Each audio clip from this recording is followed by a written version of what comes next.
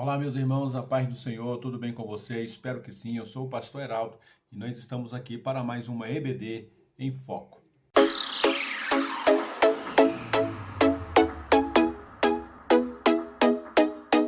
Meus queridos irmãos, vamos então dando continuidade aqui na nossa série de comentários da nossa revista das editoras Betel.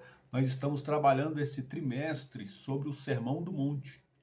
A temática geral da revista é a ética, os valores e a relevância dos ensinos de Jesus.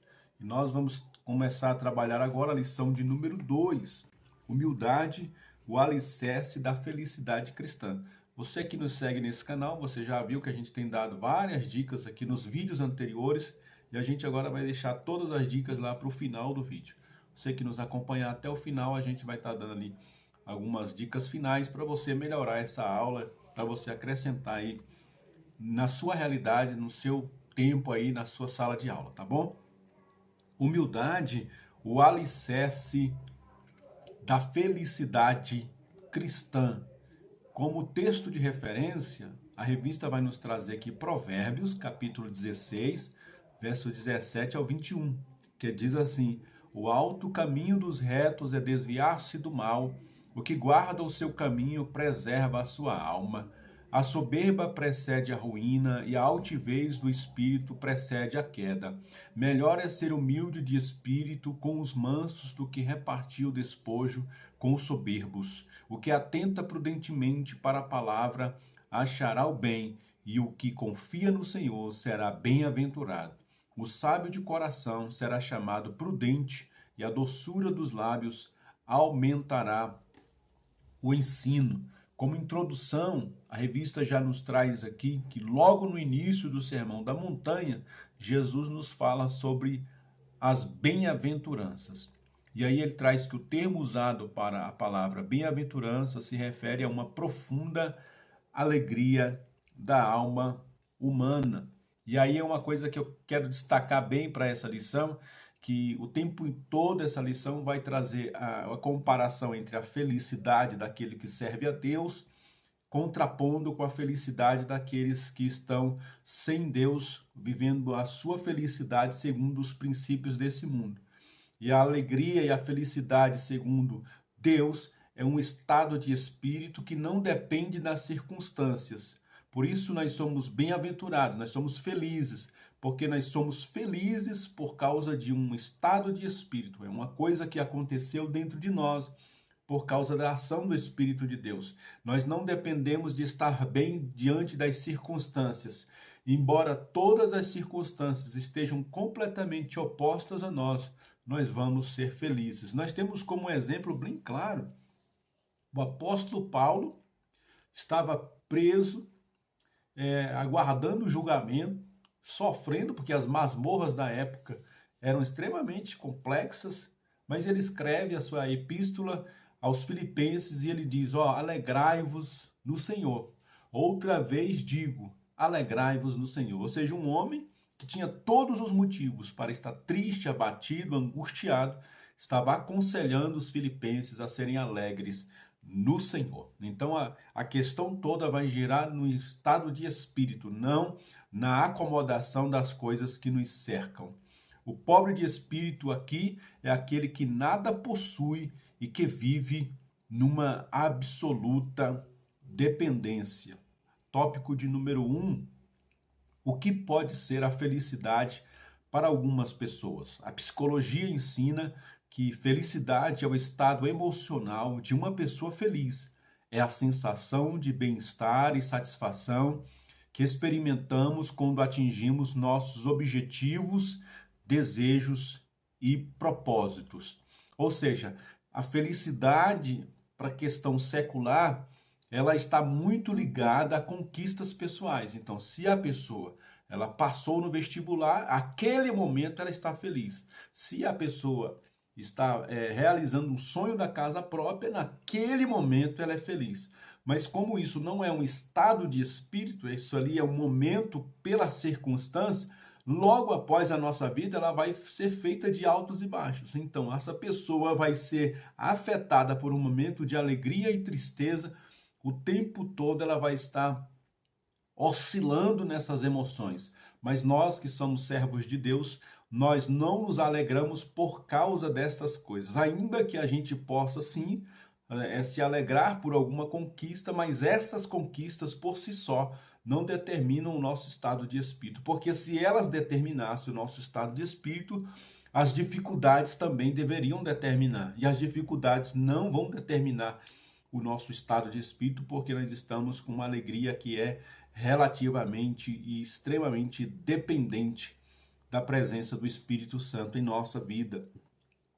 É um momento duradouro de satisfação, onde não há necessidades urgentes nem sofrimentos atormentadores. Ou seja, a alegria para essas pessoas, ela além de ser a presença de momentos importantes, a conquista de um carro, de uma casa, de um casamento, além disso ainda tem que somar a ausência de dificuldade. Porque mesmo que a pessoa tenha conquistado um carro, mas se ela estiver enferma, ela já vai ser triste. Porque uma coisa tem que estar necessariamente na ausência de outra. Ou seja, uma conquista necessariamente tem que estar com a ausência de alguma outra tristeza. Para nós, os crentes, não. O tempo todo nós somos convidados a sermos felizes no Senhor. Continuando, para Deus, a pessoa feliz é a que reconhece que nada tem e que em tudo depende de sua graça. Mateus capítulo 5, verso 3, bem-aventurados os pobres de espírito, porque deles é o reino dos céus. Já há outras versões que já traduzem a palavra pobre de espírito para humilde. Trago aqui nessa versão Almeida Revista e Atualizada, que diz: bem-aventurados os humildes de espírito, porque deles é o reino dos céus. Continuando, a expressão bem-aventurados é um adjetivo plural grego, makarioi, que significa feliz. Então a expressão, está trazendo esse slide aí, é que a palavra bem-aventurados quer dizer feliz, duplamente feliz. É uma pessoa que é feliz independente das circunstâncias. Ela é feliz porque ela foi afetada por algo interior. Porque se ela fosse feliz por algo externo, ela não seria integrante do reino de Deus. Mas ela só é integrante do reino de Deus porque ela já foi afetada por uma felicidade interior e que não depende das circunstâncias. Por isso que o cidadão do céu, os súditos do reino, eles são diferentes do mundo. Agora nós já passamos para o tópico 1.2, o que é felicidade segundo a Bíblia. A felicidade segundo a Bíblia está determinada pela existência da relação com Deus, por meio da fé e da obediência que se tenha aos seus mandamentos. Então, a felicidade é vista como um presente dado por Deus a seus filhos. Não podemos ignorar que existem pessoas que temporariamente gozem das coisas desta vida, que vivam de festas, que tenham suas necessidades satisfeitas, mas isso não significa que são felizes. Porque que elas, mesmo buscando todas essas atrações, como a gente viu nesse slide, festas, bebedeiras, envolvimento com drogas, e, na verdade, tudo isso essas pessoas fazem, eu já fiz isso, acredito que muitos de vocês, professores, já fizeram isso, para vocês, alunos que nos acompanham, já fizeram isso, de tentar preencher um vazio existencial. E o vazio existencial que a nossa alma tem, ela é do tamanho da grandeza de Deus, ou seja, só Deus pode preencher o vazio da nossa alma. Por isso que as pessoas vão em busca de felicidade em outras coisas, para depois descobrirem que elas só se frustraram, só desgastaram sua saúde, gastaram seu dinheiro, perderam suas famílias, perderam sua juventude em busca de uma felicidade que não está em outro lugar, porque a nossa felicidade, a verdadeira alegria, depende da comunhão nossa para com o nosso Deus. Continuando aqui, como alcançamos a felicidade com Deus? Experimentando o perdão. Salmo 32, verso 1. Bem-aventurado aquele cuja transgressão é perdoada e cujo pecado é coberto. Não se pode ser feliz com o terrível peso da culpa sobre os ombros mesmo que se tenha tudo ou se esteja cercado por fama e prazer. O homem precisa do perdão de Deus para ser feliz. Ou seja, a felicidade, de fato, ela depende necessariamente do homem estar ligado novamente a Deus. Por causa do pecado, o homem foi desligado ou afastado de Deus. Então, quando o homem está novamente na presença de Deus, é que ele é completo em si. E aí ele não precisará de nenhum arranjo mais para dizer que tem a felicidade completa, porque ele já tem o principal, que é a comunhão com Deus que veio através do perdão dos seus pecados. Por isso que os homens vão andar sempre numa peregrinação, em busca da felicidade. Sempre vai ser assim. Nós já temos muitos livros, histórias escritas em pessoas em busca da felicidade. Mas a verdade é que a felicidade verdadeira está em um homem se reencontrar com o seu Criador. Vamos partir para o tópico 1.3, onde podemos encontrar a felicidade. A resposta típica que encontraríamos é que felizes são aqueles que têm dinheiro, posses, amor por um cônjuge, conquistas ou ausências de dívidas. No entanto, nem mesmo aquele que as tem podem dizer realmente que são felizes. Na verdade, a gente tem muitos exemplos de pessoas que tiram a própria vida e você vai olhar o que cercava essa pessoa, ela tinha família, ela tinha bens, ela tinha posses, era uma pessoa de sucesso, de renome. E aí você vê que tudo que cercava ela, por melhor que fosse no âmbito humano, não trazia felicidade a ela. E quanto mais ela ganha, quanto mais ela conquista, mais longe de Deus ela fica e mais vazia ela fica e mais tristeza vem para a alma. Por isso que muitas dessas pessoas, infelizmente, acabam por tirar a própria vida por causa do pecado que está enraizado nos seus corações.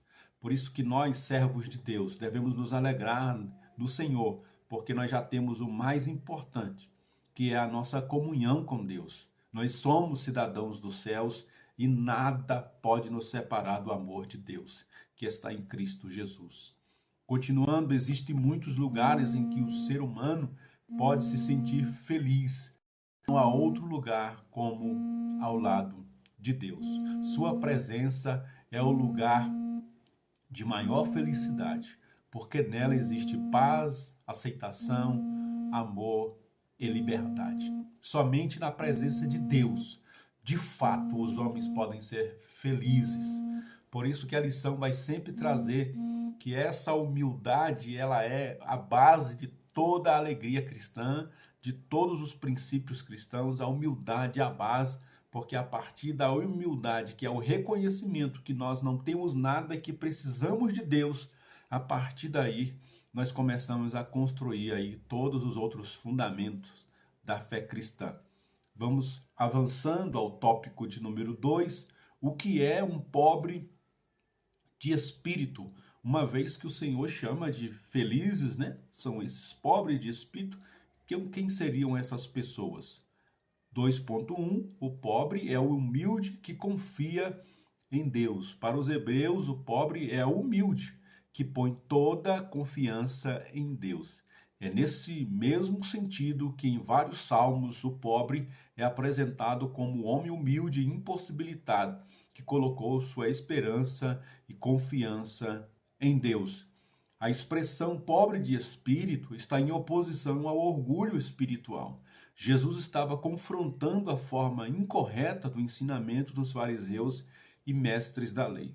Os fariseus eram orgulhosos ao extremo, se considerando justos de que nada necessitavam.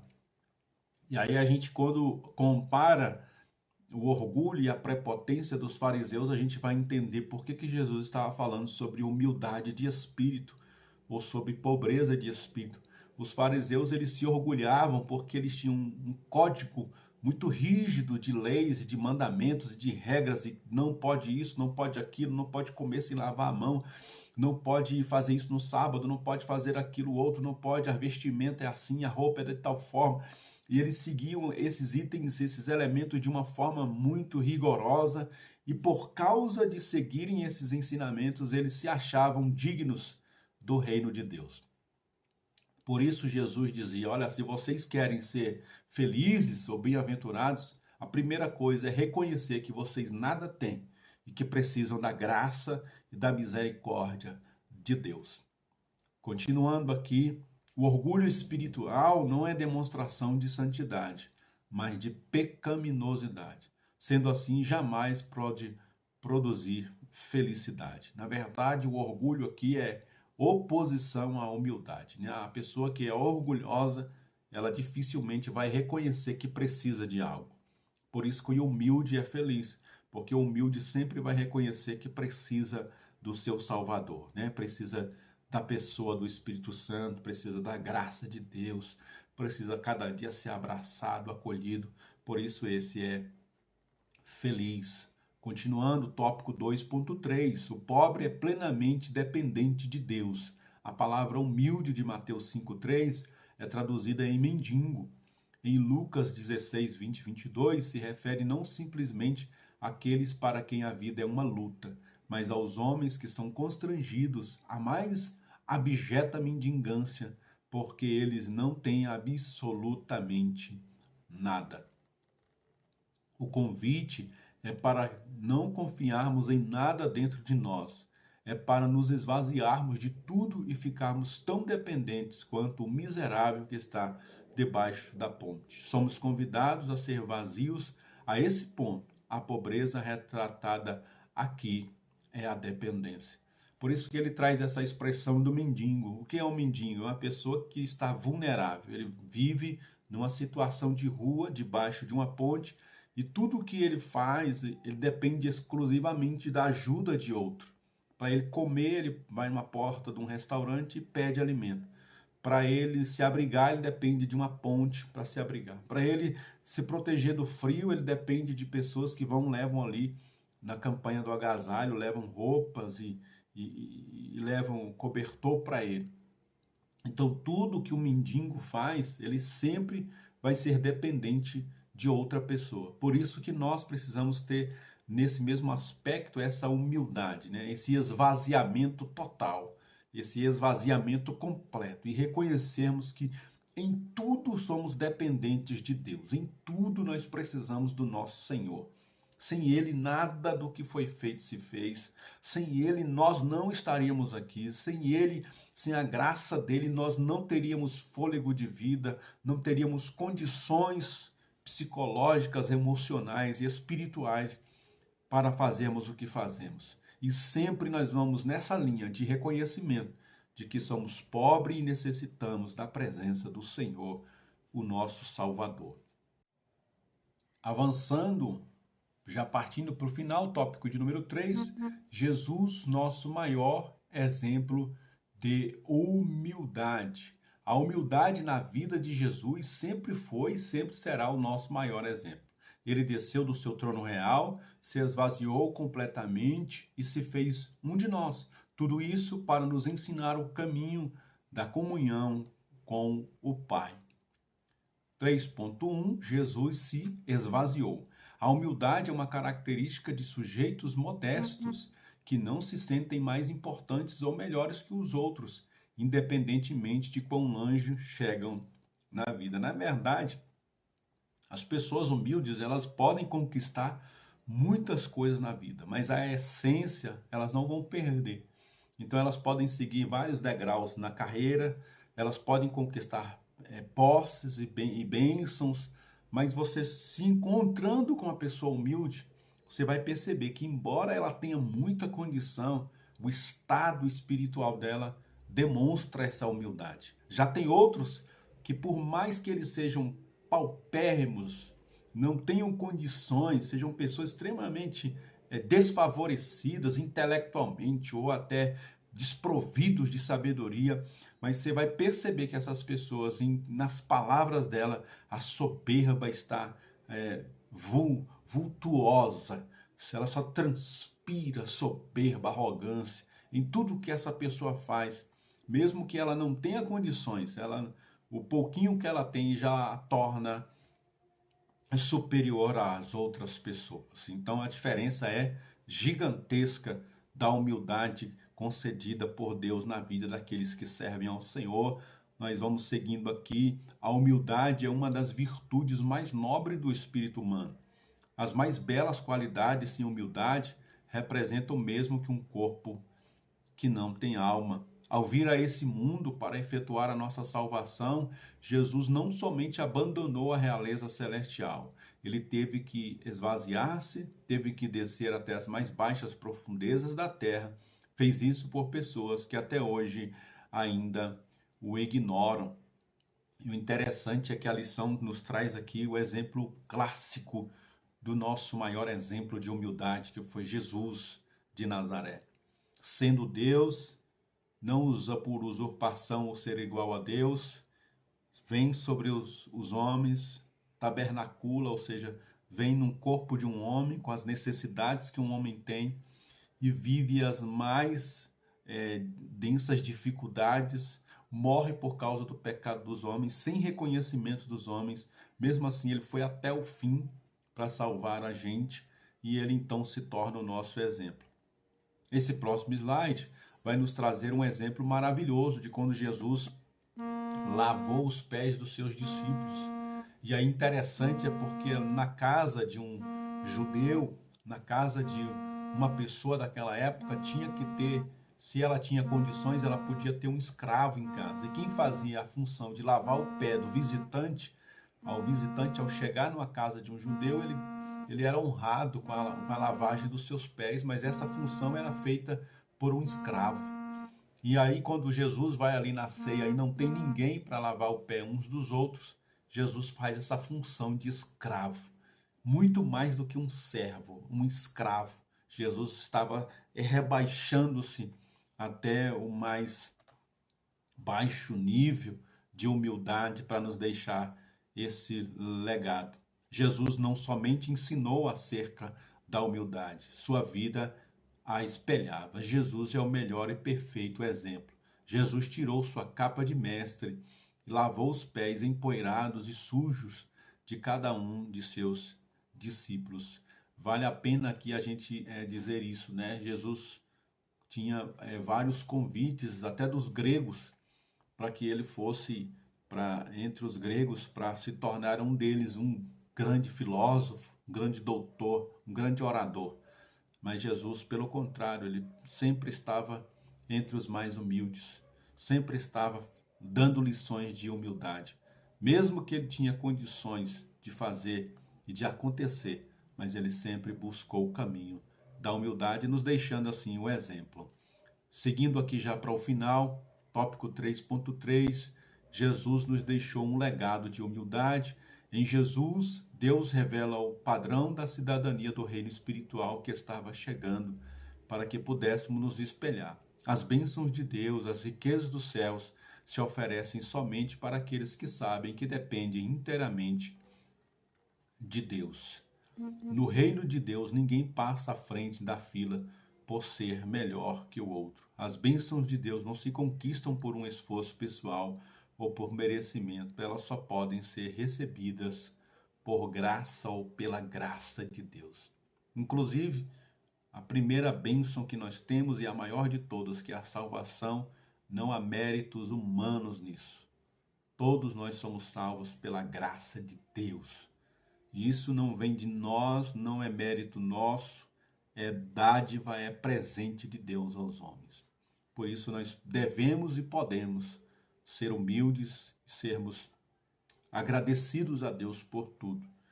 Queridos, vamos então fazer a conclusão dessa revista ou desta lição. A primeira bem-aventurança apresenta o caminho da felicidade, que é a humildade.